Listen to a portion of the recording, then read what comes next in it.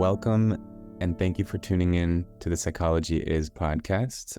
I'm Nick Fortino, and today I'm joined by Kristal DeSantis, who is a marriage and family therapist who specializes in working with couples and recently wrote an excellent book called Strong, a relationship field guide for the modern man.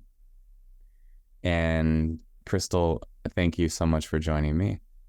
My pleasure. Thank you for having me on. You know, I think we have a special audience with a capacity for listening to long form conversations.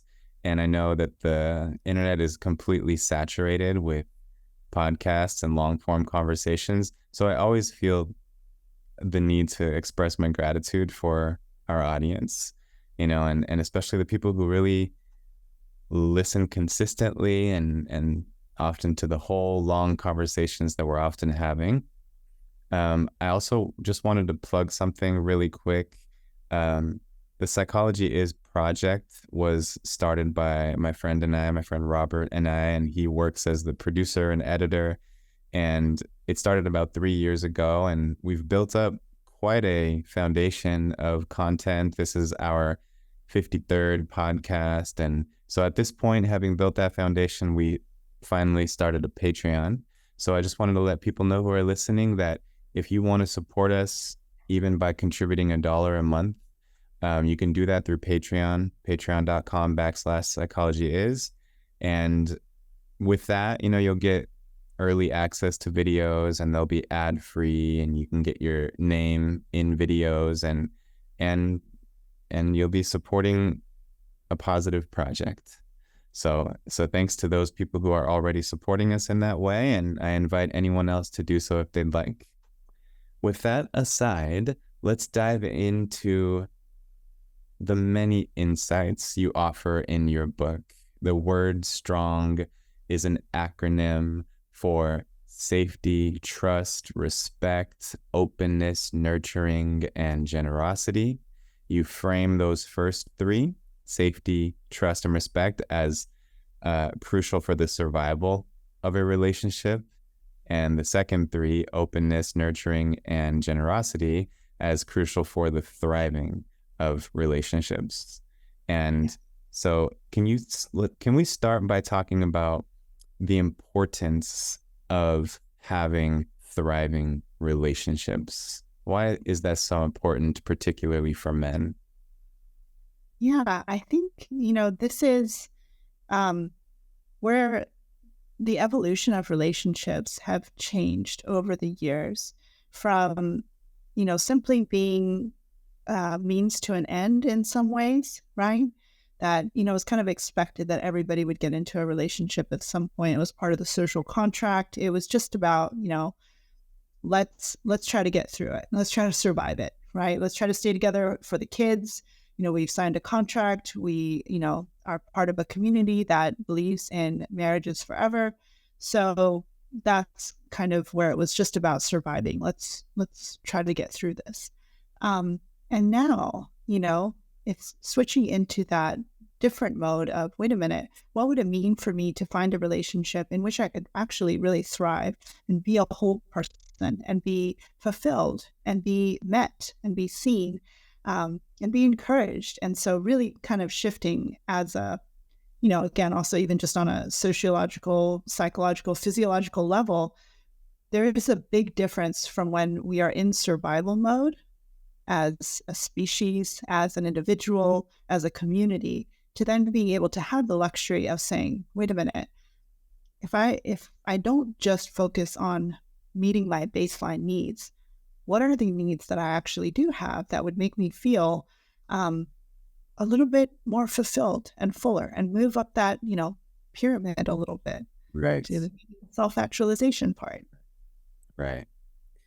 And you really highlight this, like you said, the evolution of relationships and how that has changed. And I really like the framework that you propose of like the, connection-based relationships and function-based relationships. And you can actually, look at the 4 quadrants of like high function, high connection, which is ideal, and then high connection, low function, which you described, if I remember correctly, as often being troubled, temporary, or toxic because it's so emotional. There's so much passionate connection, and yet there's not a lot of shared purpose, shared function, whatever that may be. It could be raising kids together, it could be projects together, or anything. But I thought that was really interesting, and probably a category that many people can identify with: high connection, low function. And then there's high function,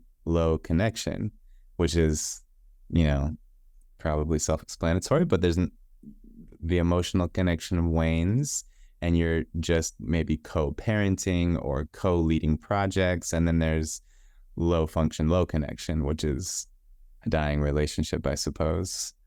So anyway, I like that framework, and kind of what I hear you saying is that we're evolving to where relationships used to be much more function focused, and that function was primarily survival.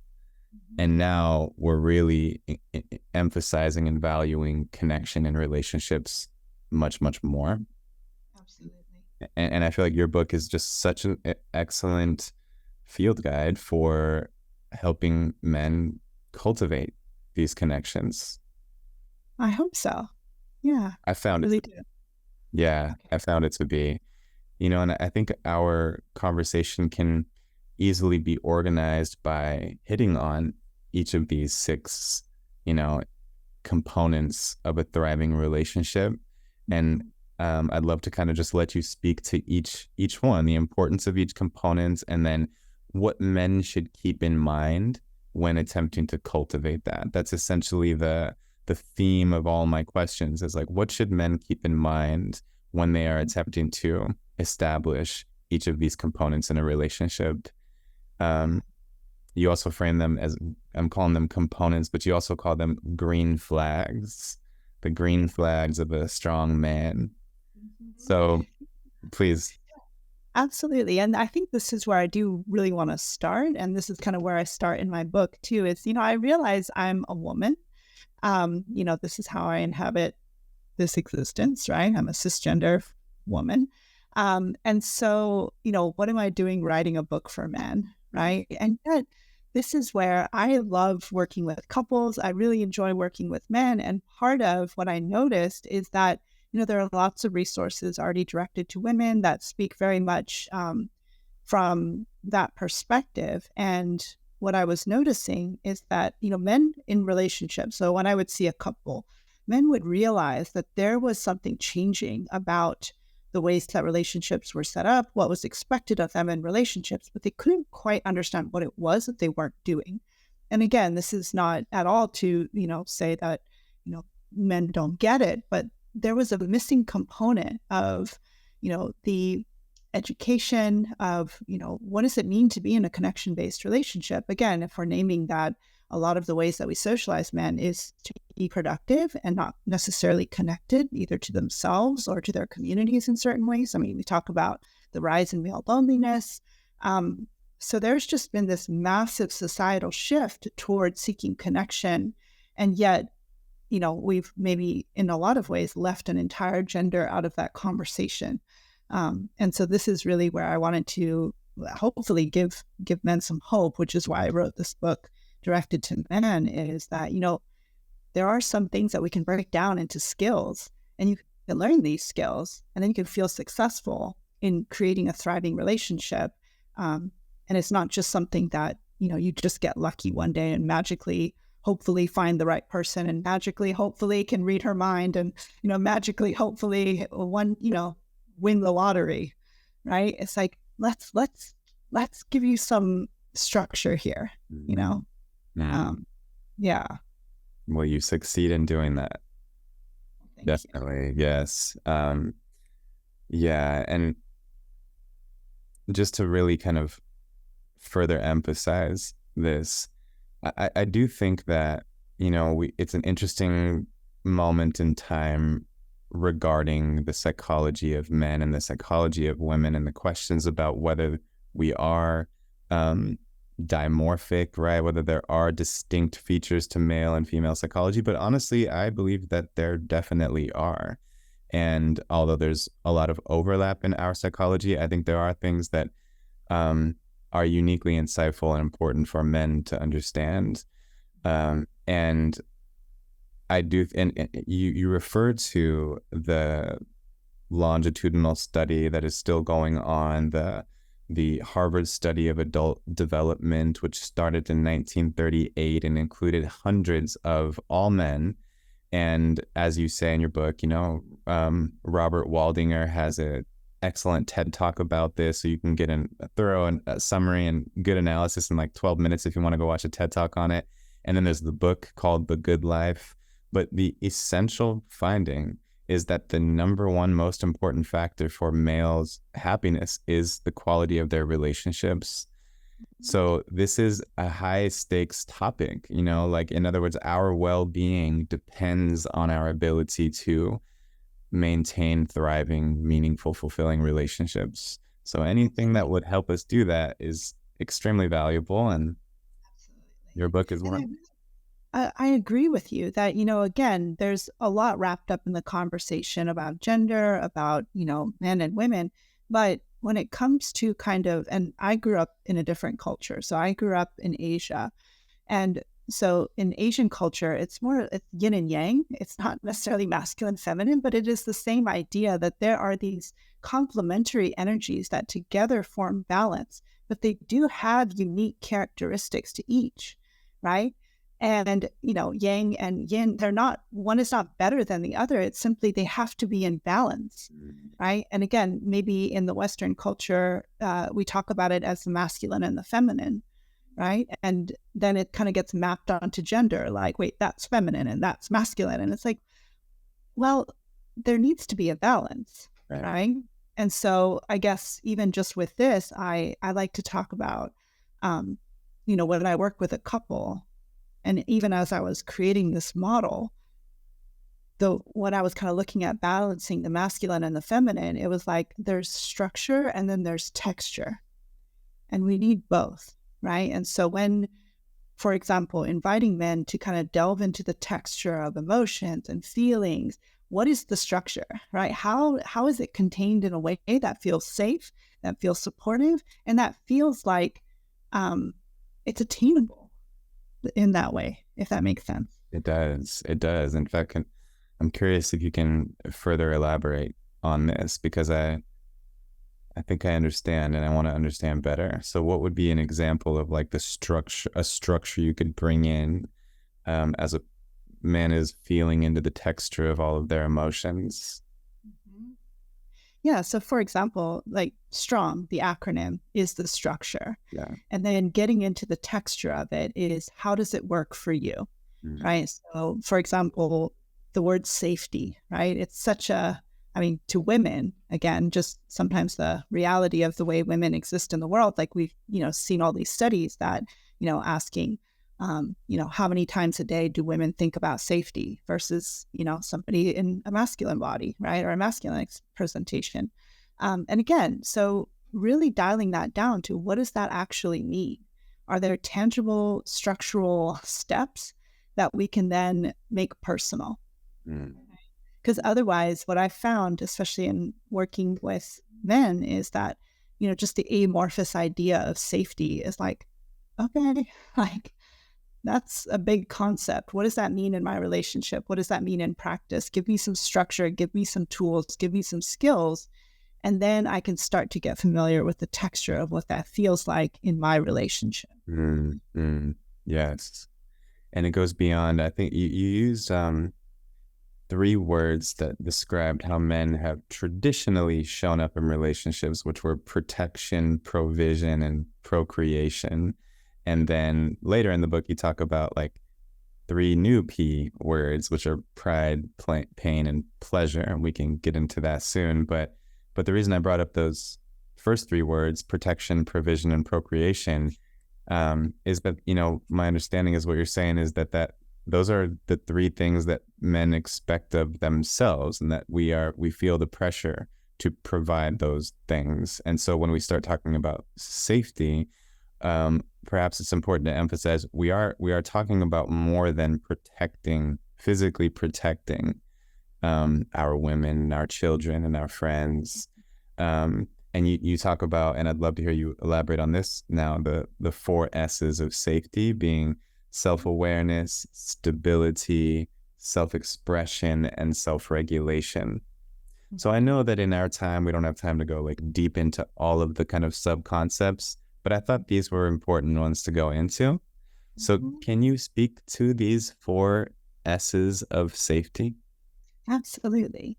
Yeah. So I think that's where, in order to protect your relationship, you have to initially make sure that you are not the threat to the relationship, right? Again, not just the wolves outside, but, what's inside the house. And so that, the self-awareness piece is, do you know why you are with the partner that you're with? Often I saw a lot of, women having this kind of safety-seeking behavior, right, where they were looking to protect their marriage or protect their partnership, but it often led to a lot of reassurance seeking from their male partners, and kind of I want you to choose me. I want to feel chosen by you. I want to feel like you care about me. And sometimes the male partners are like, I'm here. I married you. I told you I loved you when we got married. I'll let you know if that changes. Like, you know? And so really that piece of, wait, can you articulate why you're here? Of all the people in the world, again, relationships now are not an obligation. Like, do you know that? And why do you choose this one? Right? So how can you show that you are as invested in this relationship as your partner needs you to be, so that she does feel protected in this? And then the stability piece, again, it's so unfortunately cliche, but the idea that, you can't build a house on shifting sands, right? If the basic stability of your home is a problem, you're going to have problems in your marriage, right? If your wife is constantly worried about, the chores and the kids and everything else in your life is going to suffer, right? So that's basic stability, which helps create a sense of safety, right? Again, going back to the polyvagal theory, when our nervous system is unsettled, we can't switch into play and seeking pleasure, right? We're in hypervigilance. You even go as far to say stability is sexy. I mean, it really is, Yeah, I get that completely. Yeah, because even if you map the physiological pathway of pleasure in the female body, it has to start with a deep sense of trust and safety and relaxation, which can't happen in a chaotic relationship or environment. Absolutely. And then self-regulation, right? So, what do you do when you're dysregulated? Do you know how to self-soothe? And then do you know how to help co-regulate, right? You can't calm anybody else if you're upset, right? It's like, and I know I say this in the book, but yeah, learning how to regulate yourself is also crucial even for your own physiological well-being. Chronic stress is terrible for your body. So knowing how to do that also makes you safe within yourself, right? And then, of course, self-expression, which, communication is everything in a relationship, right? When I hear couples come in, conflict and communication are usually the top 2 things they're presenting. So communication skills also requires you to have the ability to express what it is you're feeling, and then also be able to hold space for and understand what your partner is telling you about what they are feeling, right? And so self-expression is, accepting, understanding, and connecting with your emotions. Accepting, understanding, and connecting with your emotions. Yeah, and much of this highlights to me the responsibility we have to manage ourselves in relationships, and how far that goes in helping establish safety and then the logical extension of trust, because you can only trust a safe person. Exactly. Yeah. Something else you mentioned too is that dysregulation is contagious, and I just thought that's an important point. And it's absolutely true. And I think especially perhaps parents can relate to this. And you use the example of when a child is dysregulated, how upsetting that is, how contagious that is, how much it just soaks into your system. Um, but then, the thought that the opposite may also be true, that stability can resonate and be contagious, Mhm. is helpful to remember too, and yeah. Yeah. And this is really where, like, going maybe archetypal a little bit, the divine masculine, right, is a really grounded, full presence. And so, again, that's part of why I wrote this for men, and using the acronym STRONG is being not just physically strong, right, but really having that strong sense of groundedness in yourself, that, you know, ability to stand in your own power, without having power over or taking power from, but that just personal sense of empowerment, that, like, I am safe, I am stable, I am strong, I am self regulated, I can express myself, I can set appropriate boundaries. All of that stuff is also, hopefully, this is not like, oh, shoot, another thing that men have to do or another thing that they're doing wrong. It's like, no, no, no. This is about standing in your own power and really embracing the mature, you know, iteration of the divine masculine. Mm, amen to that. Yes. And yeah, it's thought provoking. And it reminds me of the part in the book. I don't remember exactly which one it was related to, maybe respect, but yeah, respect, because you were talking about how everything you just described about the grounded masculine who is um, well regulated and stable within himself commands respect and therefore doesn't have to demand respect. I loved that part. And I think that's absolutely true. And I think I've come to believe that one of the differences in typical male and female psychology is that respect is a greater value, I think, on average for men. Like, we really, really need respect. And so do women, obviously. But this seems to be a central value upon which our well-being can kind of depend. And so how do we get that respect? How do we earn that respect? And so this, I think, provides an answer to this very important question of how can I experience being respected? And one way you can experience it is almost through force, by demanding it. But that's not the same as commanding respect by being such a respectable person. Exactly. Yeah. Exactly. And that's where I love going back to, like exactly what you said of, this is something that is very crucial to men. And it drives also a lot of the alpha male kind of, labeling and framework of, like, wait, who's the top dog? Like, oh, that person is, and it's like, really, when you look at the research, when you break it down, the the most effective and respected leaders are not the ones yelling at everybody, demanding everybody get in line and using dominance and force. It's the ones that people deeply respect because they are in charge of themselves. They are grounded, they are gentle, they are open, and yet they are solid, Mm. right? They provide a sense of direction because they are self-directed, they are self-mastered, right? And again, it's not saying that just only men can embody that, but that energy in a leader is what kind of elicits a respect response Yes. from anybody. Okay, Right? so well said. Grounded, gentle, open, solid. And a quality like gentle is not typically associated with the concept of an alpha. Um, but yeah, you really kind of debunk that false idea of what an alpha male really looks like. And it's much more of what you just described.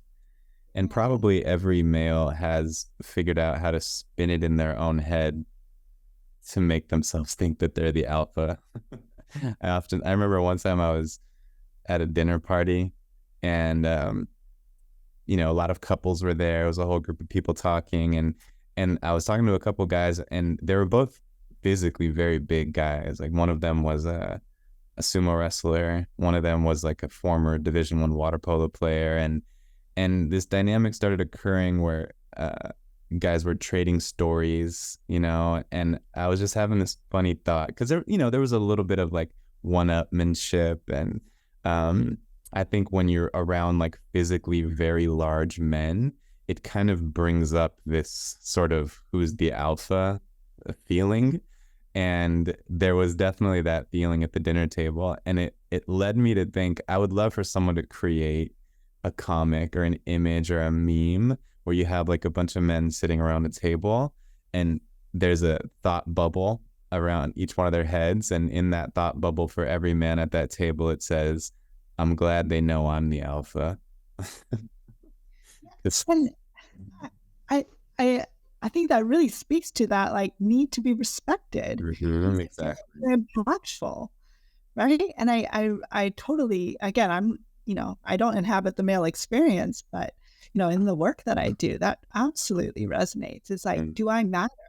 Does that do, you know, because that's also kind of the hierarchy of, you know, the people at the bottom, they don't get noticed, right? They get cracked on, right? And so being able to say like, I'm glad everybody knows I'm the alpha. That to me says that like something I said mattered. Right. Something I did landed. Everybody like kind of gave me a look of like, hey, that's cool, man. You know, just really all about belonging and acceptance. Yeah. Right. Yes. And I agree that, you know, there's a real need for that. Yes. Right. Yeah. And perhaps there is a way that every man can have that experience of being an alpha in a sense, like a contextual alpha, you know, the alpha of his home or whatever it may be. But the essence of it, like you're saying, is that feeling that I matter. I'm respected. I have influence. I command respect. Absolutely. Yeah. There's not to jump off that topic too abruptly, but I wanted to hear you elaborate on something you said in the book. I wrote down the quote because it sounded very important. You kind of lead into this statement by saying something along the lines of like, if there's one thing I could tell men, this is what it would be. And then you wrote, you know, that the ability to connect emotionally is essential to a successful, intimate relationship. Mm-hmm. So my question then, if that is, you know, if the ability to connect emotionally is essential to a successful, intimate relationship, and if, as we acknowledged, successful, intimate relationships are a absolute cornerstone of our well-being, how can we do a better job connecting emotionally? So I think the first thing about that is, like I try to say in the book, it's like, let's reframe emotions as simply another form of information, right? Sensations are what happens to the outside of our body. Emotions are the experience that happens inside our bodies, right? Our souls. It's our subjective experience. And again, that's why they're so crucial to forming an intimate relationship, is because you could talk about external factors all day, right? Like standing next to somebody agreeing like, yeah, the weather, yeah, it's hot today. Yep. No, it was sunny yesterday too. Yep. As opposed to, what's that like for you? You know, and you're like, well, I'm just so grateful I have air conditioning. And, you know, or maybe somebody's like, yeah, I'm kind of struggling. Like my air conditioning is not working. It's like, okay, now we've gotten to this more personal level of like, you know, I understand a little bit more about you and I feel slightly more connected with you on a little bit more of a personal level, right? And then you can go even deeper than that, right? Well, it's, you know, again, the feeling, the emotion. Yeah. And just taking it as another form of information. And information is not, it's not good or bad. It just is. Right? I can't agree enough. This framework around emotions as being information, you know, and this is something. So what I do professionally is teach psychology, and obviously emotions is you know, an important section of any psychology class, and the question of like whether an emotion is appropriate for a situation whether we're overreacting, whether we're underreacting, it's an important question. And so when we first start with this framework that emotions are maybe even all ultimately good for you, they're all ultimately signals that are attempting to drive behavior in some way that help you respond to a situation as it needs to be responded to. It's also worth kind of putting out there what I have come to believe, which is that perhaps there is such a thing to overreacting to a situation, having an anger response that is disproportionate to the situation. And yet, what I think is good to keep in mind is that no one's emotions are ever an overreaction to the situation as they perceive it to be. Our emotions are, our perceptions give rise to our emotions. And I just think this is a really helpful thing to keep in mind for men and for anybody, that when we're having strong emotional reactions, that is based on our fundamental perception of what is happening. And it's quite possible that our perception of what is happening is significantly affected by unhealed trauma, open wounds, sensitivities. And that doesn't make your emotional response invalid, but it is something that needs to be addressed if you're going to change an emotional pattern. Yeah. Yeah. And I think that's where hopefully, information, if you look at it as information, then you also then have the power to decide what to do with that information, right? And I think that's where I wanted to highlight in this book, or talking about emotions at all, is, we can't get better at something we're ignoring, right? And so if again, like talk about stoicism as a, way of a lot of men, kind of look at their masculine ideology. Like stoicism is actually intense emotional self-mastery. Mm-hmm. It's not emotional suppression. Right. It's actually deep emotional resilience. It's saying, I'm experiencing this emotion and I'm still in charge of what I do with it. That, yeah, I could be incredibly upset right now. What am I going to do with that information? Am I going to take a moment to self-regulate? Am I going to yell at my partner? Am I going to go punch a hole in the wall? Am I going to, sit down and journal? I have all the options available to me. It's up to me what I do.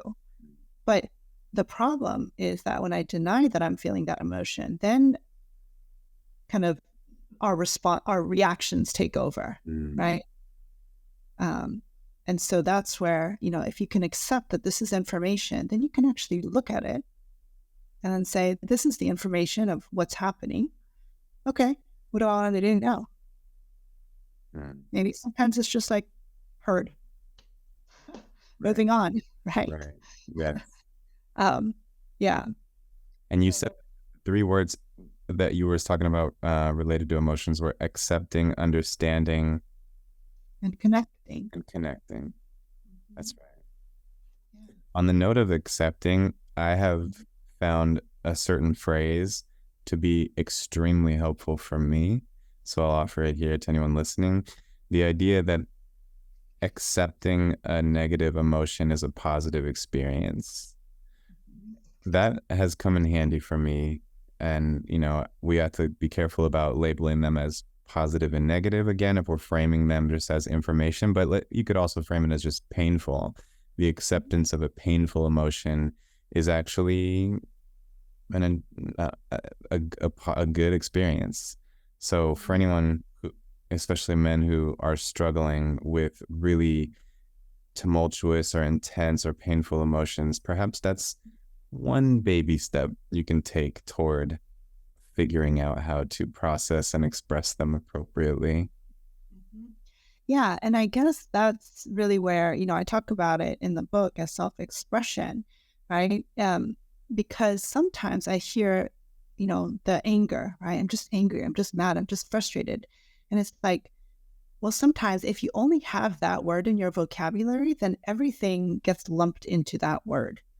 right? And so that also, I could see how that would be very frustrating if, if you had a physical need and you had some painful sensation happening to your body and the only word you could say was ouch, and your doctor's like, tell me what's hurting. And you're just like, ouch, ouch, just ouch, then it's like, okay, well, then that, I can see how that would be frustrating. So let's give you some more words. Is it, ouch, hot, like ouch, stab, ouch, bleeding, ouch, like what is the pain? Let's give it some texture. Right. And again, where it's like when we can accept the structure of like information, it's just emotions are just information, then we can start to negotiate what is the texture of it. Yeah. Okay, anger, an unexpressed need? Is it a crossed boundary? Is it a sense of justice that's been violated? Or is it a different emotion that is just being, expressed as anger because you don't have the other word? Well, let's find the other word, right? I love working with anger because I'm like, anger gives us so much information, right? It's a very protective energy, right? So let's acknowledge that your anger is helping you protect yourself. Now we need to find the threat. What's the threat? Is somebody violating a boundary? Is somebody ignoring your need? Was there a sense of justice that was violated for you, right? Or is there something else under there you need to get? I would love to get your thoughts just in this line of thinking here. How does a person, I think it's so common that a person is having emotional responses within a relationship that might be tied to prior relationships. And perhaps a very easy example is that of jealousy. And you do address this in the book, and so when you see your partner look at her phone and smile, suddenly you might start getting very jealous thoughts and become suspicious. And that's maybe because you were cheated on in a past relationship. And so what guidance would you offer a person who's struggling with the residue of past relationship experiences affecting their emotions in their current relationship? Mm-hmm. Yeah, I talk about it in the book, like these are old wounds, right? These are bruises, or old wounds that haven't been healed. And so when your partner bumps up against an old wound, it makes sense that it would be extra painful for you. And everybody has their own unique pain points, right? So getting to know your own pain points so you could let your partner know what they are is crucial, because that also helps you differentiate between the past relationship and the present relationship, right? Because often our wounds in past relationships, something that people can struggle with, for example, with jealousy, is my ex-partner, did something to me on purpose. They hurt me on purpose. They went and cheated on me behind my back. Whereas right now, my partner's smiling at her phone. That might be a bump up against me. That's not a stab in the back, right? And she doesn't know that that's a pain point for me, right? And so being able to say, okay, what's being activated for me is that old reminder that I was actually literally stabbed in the back on purpose. I'm afraid of repeating that same pain. And I can tell my partner now, like, hey, this is an old pain point for me. I just want to let you know. But then again, I can do something different. And, I love what Brene Brown says about jealousy as, a fear of loss. Yeah. That's what it is, right? It's like, I'm afraid to lose you, right? I'm afraid of being hurt by you. And that's what's coming up for me. And so being able to frame it in that way, that's more connective than it is disconnective. Right. Right.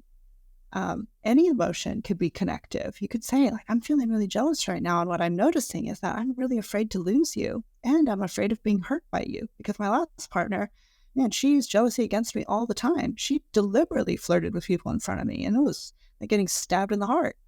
So, I just want to let you know that I'm feeling kind of vulnerable right now. I don't want to lose you. And seeing you smile on your phone kind of reminded me of this old pain. I think that's really powerful, actually. Like, there's just the difference between that and what could possibly happen with jealousy, how kind of toxic that can become if we're unskilled in expressing it and dealing with it. But that statement right there, I mean, I'm going to take that and maybe use it in the future, because I certainly have been afflicted with jealousy, and it's it's a particularly painful, kind of upsetting emotion. And so the thought that I could say what is actually true, and this is an important thing too, that people might not realize that this is where their jealousy is stemming from, but like a fear of losing you. But to realize that and then say that, I mean, it actually make it, like you're saying, it just creates connection. Because if you are the person, like if my partner were jealous of something I was doing and they started accusing me of being suspicious, I would get very defensive. But if they said to me, I'm afraid to lose you, that's what this feeling is based in, I'd be like, oh my gosh, let me give you a hug. Let me hold you. Let me remind you how secure I am in this relationship. So that's really powerful. Yeah. And that's what I love. I love doing this, right? Like, just, there's no off limit emotion. There's only how can we express it in a way that's connective? How can you express it in a way that's connective? Because often, again, fear of anything leads to increased control, right? And that's where people get in their own cycle of, now I'm trying to control my partner, and then I hate myself for trying to control my partner, and then I don't want to be that person in a relationship, so now I don't really respect myself, and then I'm now in a back and forth with my partner because now they're accusing, and it's a lot, right? When you can, and again, this is where it's really vulnerable to say, like, gosh, I'm actually pretty scared right now, right, and I don't like this feeling. Can you give me some reassurance? Can you give me some care? And then also that gives you a big information dump of, who is your partner? Do they turn to you and say, oh my gosh, oh, here, whatever I can do to make you feel safe and secure, and reassure you that, like, oh, no, I'm so sorry that you experienced that. I'm your person now. Or do they go, okay, well, that's gross, and so then also that lets you know about the safety of them. Are they a safe person for you to bring your emotions to or not? And again, with men, this is often the big barrier I see from a lot of men. They're like, women don't want to hear about my emotions. They don't want to see me be quote unquote weak. They don't want to. I'm like, but if you don't give them opportunities to show you they care, you're doing both of you a big disservice. You got to let them know how to love you better. And that also means that you got to let them know what kind of love you need. Yeah. Right? It does seem like there's a cultural shift happening where the ability to express emotions, basically the emotionally intelligent man, is becoming more and more of an ideal, I think, in men's minds. Like we were saying earlier, it's part of what helps command respect. And so it's interesting because I think there are many kind of cultural shifts and movements, because there's also popular figures right now who still kind of spread the message of like, don't be a bitch, basically, to men.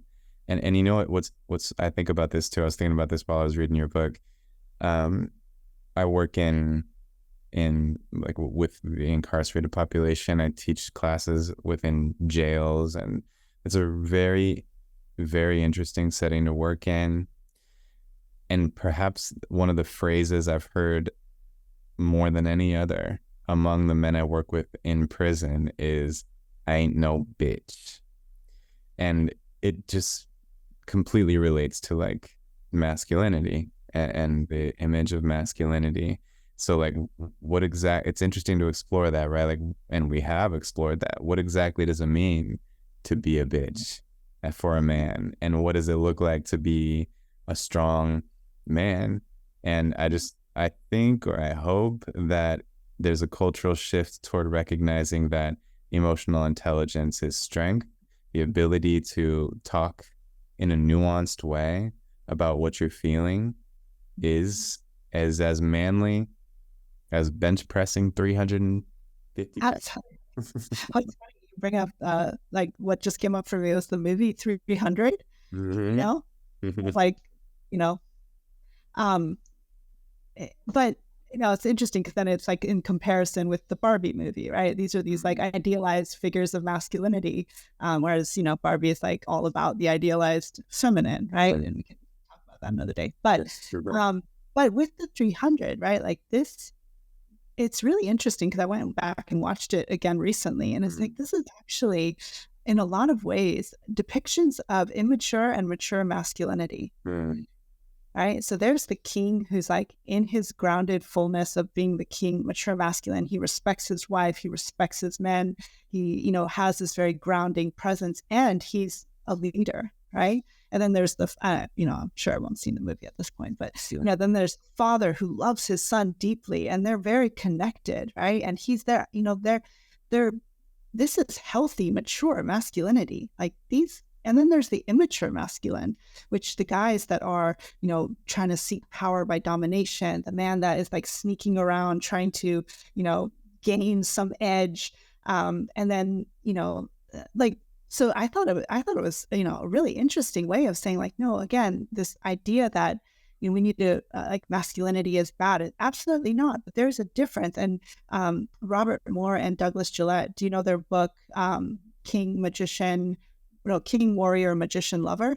It talks about the male archetypes, and they talk about that, patriarchy, which as we see in the Barbie movie is like immature masculinity, right? Because it really depends on these very kind of oversimplified tropes, whereas a full grounded masculine man is everything. He's all of the things. He can access every single part of himself, right? He is accessed in his protector, in his provider, in his procreator, in all of the ways, in fullness, right? Not in like this posturing kind of way, right?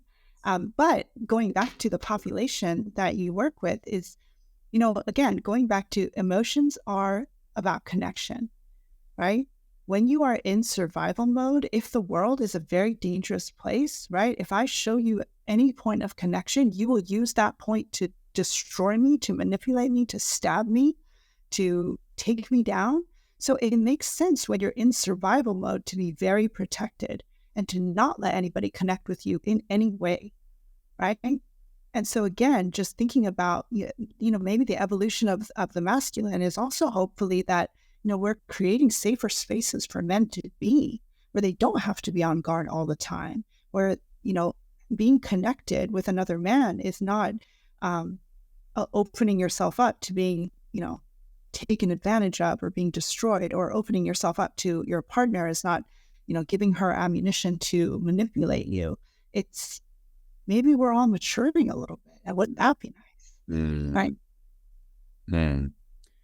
I think, you're hitting the nail on the head here, because that's exactly what is, what feels so vulnerable about emotional expression, is that if I express myself and open up about something I'm hurting about, you could very well take advantage of me. You could press on that wound, you could blackmail me, you could ruin my reputation, etc. And that's exactly why it's vulnerable. And the truth is, I think you address this in the book too, that the truth is that there may be people who don't respond well when you open up. Hopefully we get really good at reading when it is appropriate and to whom it's appropriate to open up vulnerably, but we're not going to shoot 100% on that. And so if indeed it happens that we open up and that someone responds insensitively, or they blackmail us or something, and they ultimately hurt us in our most vulnerable, that possibility is not a justification for never opening up. Because like you say in the book, you have to remember that sometimes you are going to get hurt in a relationship, and the fact is that you can handle that hurt. That reminder, I think, is just very important, and soothes a lot of fear, that if we're not afraid to get hurt, because we know that if we do indeed get hurt, we can handle it, that changes everything. Exactly. And that's resilience, right? It's like, I can stay completely quote unquote safe if I never leave my house. Right. It's like, yeah, but then how much of life are you missing out on? Right. It's like, well, I'll never, I don't know, whatever it is, if I never come in contact with other people, it's like, okay, And is that how you want to live your life? Right. Or again, when you get to that place of like, I'm emotionally resilient, I can go out and I can share something with somebody. And if they respond badly, like they make fun of me, oh, you're having a bad day. Oh, that's, weak, that I can recognize that as something wholly to do with them and their maturity level, as opposed to a reflection on myself, right? I can get to the point that I can see that as, ooh, okay, you weren't ready for that level of connection, and that's okay. I hope you get there one day. But that has nothing to do with me, right? Like, I offered you a bridge of connection and you set it on fire. Okay. I'm okay. Right. I mean, it sucks. I'm disappointed. Maybe I'm hurt a little bit, but I'll be okay. Right.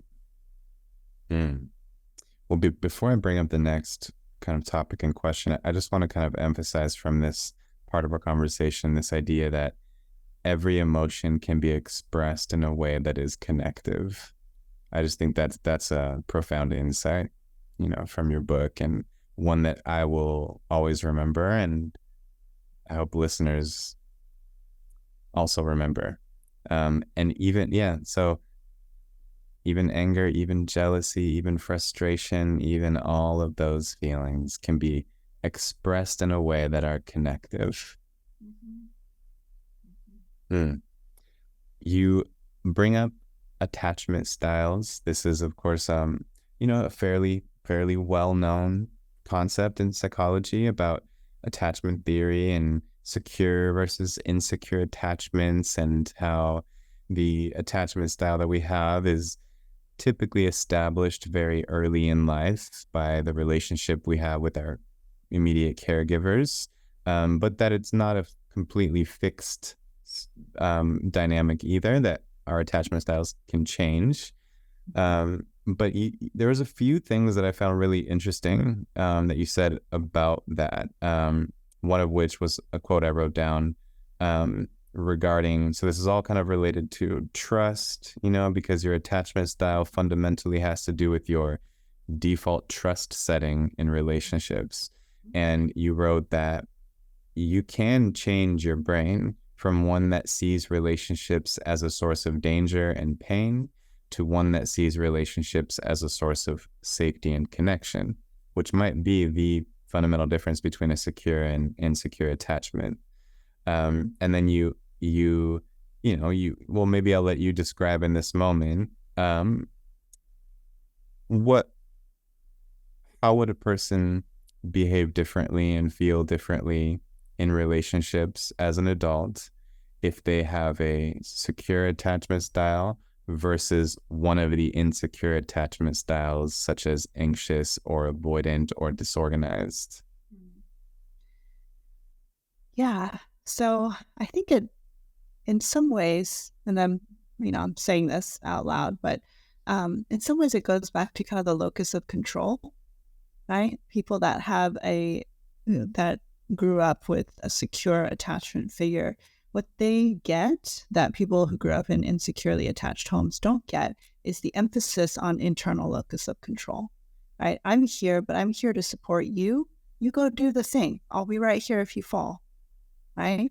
Whereas in the insecure, they didn't get the external safety, so they couldn't develop the internal safety, right? The external control, like it was simply about trying to relate to the primary caregiver, right? So everything was focused outwardly. How do I get mom to pay attention? Mom's not here. How do I take care of myself?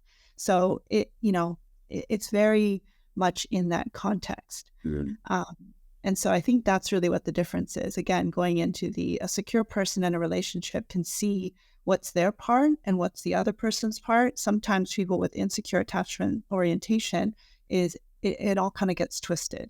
And that's what makes things kind of messy, right? I can't feel okay unless you're okay, which means I need to make you okay so I can be okay. And it's like, hold on, right? And so I think that's really what I see as maybe the defining difference. Right. The locus of control. You talk about independence, codependence, and interdependence in relationships. And something you said about this I thought was extremely interesting, but you described independence as someone who's typically less trusting the narrative for them is I trust me, not you. So I'm independent. But what you said that I thought was so interesting and true is that often these people secretly don't trust themselves to make good decisions about others. And I just that really hit me and made me stop and think. And I think that's absolutely right. That underneath this narrative that I can't trust you, it's actually I can't trust me to make an accurate assessment of whether I can really trust you. Yeah. So my default setting is I reject everybody. Yeah. And I think for many people that would kind of hit them like a ton of bricks, that the thought that, wow, actually maybe it's my own judgment that I don't trust. Mhm.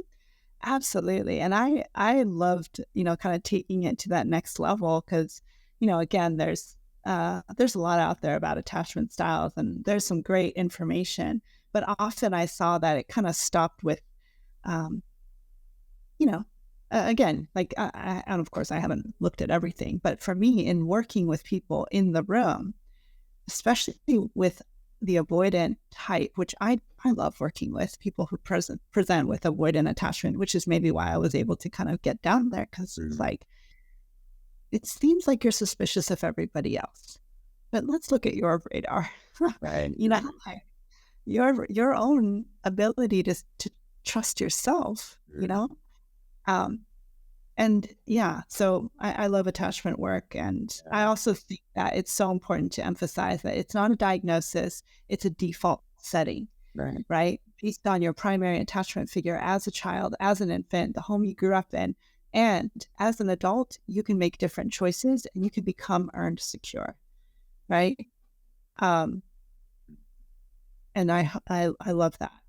Yeah, It's not. it's kind of the fixed mindset can get applied to this, and I think often does. But Mhm. the idea that you're not necessarily fixed in your attachment style is important. You also offered what I considered to be kind of a fresh, original, and unique and valuable take on codependence, which is when people are overly trusting and are kind of constantly needing the other person to reassure them. And so, so the codependent relationship is two people who are always depending on the other person to meet their needs, but in an almost compensatory way where they're having to not just meet my needs, but like give you this feeling that your needs will always be met. And yeah, you say that that often these people who are codependent secretly don't trust that people want to meet their needs. And that I feel like it also hits the nail on the head, because that's exactly what is being compensated for. This lack of trust that you actually want to meet my needs. So not only do I need you to meet my needs, but I need you to constantly prove to me that you want to meet my needs and will do so on an ongoing basis. Yeah. And the anxiety of how can I make it easy for you to meet my needs, but then I never give you the opportunity to prove to me that you want to, even if it would be difficult. I make it so easy for you by overcompensating with everything and trying to be so attuned, but in a way that's very kind of fear-based, Right. Anxious feeling of like, am I making it easy enough for you to love me because I know I'm a lot, right? And I don't think that you would choose to do it if I didn't try really hard to make it very easy for you to love me. Oh my God, are we okay? Um, yeah, and so it's exhausting. Both sides, Right. right? Yeah. And then the healthy version is this interdependence, which is I trust myself to a healthy degree. I trust you to a healthy degree. And it's, I take it that this is associated with a more secure attachment style. It's the healthy balance that we're all looking for. Yeah, yeah. And it's again I can tell you how to love me because I know how to love me. right? I know what I need to feel loved and cared for and protected and honored. And I can tell you that, and you can learn, right? Mm. And I trust that you want to. Mm. I trust my radar that I've chosen a good person to be with. And yeah, you're not going to get it perfect because you're learning to love me, and I'm okay with that. Right. This is interesting because you speak about this, and then the person who connected us, Eric Fitzmedred, who will be the next Psychology Is podcast episode. He speaks to this also in his book, and so both you talk about how like the difference between feeling love and being loving, between I feel love for you versus you feeling the love I feel for you. And that is sometimes I just feel like that's sometimes like a core problem in people's relationships, because the person is like, no, I love you. Like, what do you mean? I feel all this love. What do you mean I don't love you? Or what do you mean you don't feel my love? But there is quite a difference between feeling it within your own heart and acting in such a way that the other person feels it. Absolutely. And if I can may end on that, is, when we, and I just did a post about this, but, when we are pre-verbal, when we are infants, when we're forming our attachment, imprinting, the neural networks are being laid. When we don't have the words to talk about what love is, we experience it as care and protection, right? And so that, if you say you love your partner, how are you showing them that you are protecting and caring for them, right? And just going back to that, like, that's what a felt sense of love feels like, right? Words are important for reassurance, absolutely. I love you, I cherish you, I care about you. And then what is the evidence? I mean, one of the quotes I put in the book, it talks about like all of the love I can feel in my heart, the only proof is in my actions. Right? How do I show up? And does it land with my partner in the way that they need to feel loved? And if what I'm doing to protect them or care for them, is it landing in a loving way? Am I willing to adjust? Do I love them really enough to say, well, then tell me how to protect you better. Right. Tell me how to love you better. Tell me how to care for you better. Right. And that's where it becomes a dynamic, right? Because then the partner needs to say, oh, shoot, nobody's ever asked me that before. Well, here's what I would appreciate. Right? This would help me feel cared for. And that's where, again, it solidifies the safety of the relationship in the love is co-created. A strong relationship is a dynamic. It's not, all right, men, do all the work. It's, no, this is, you're opening now the door for your partner to tell you how to love her better. And now, you build on that and you go from there. Well, perhaps then as we close, we can offer a little bit of an experiment for any men listening. I invite you to say to your partner right after listening to this, how can I love you better? That would be a great experiment for all of us to run. Kristal, I know you have to go, and so I want to just express my tremendous gratitude for your time today and for all the work you put into writing this book. I think it's very valuable, and I highly recommend it. Again, it's called Strong, Relationship Field Guide for the Modern Man. It's pretty much available in all the places where people buy books, right? Yeah, and on Audible. That was important to me. And on Audible. Nice. Well, perhaps we'll talk again in the future. I'm really glad we're connected. And again, thank you so much for your time today. Thank you.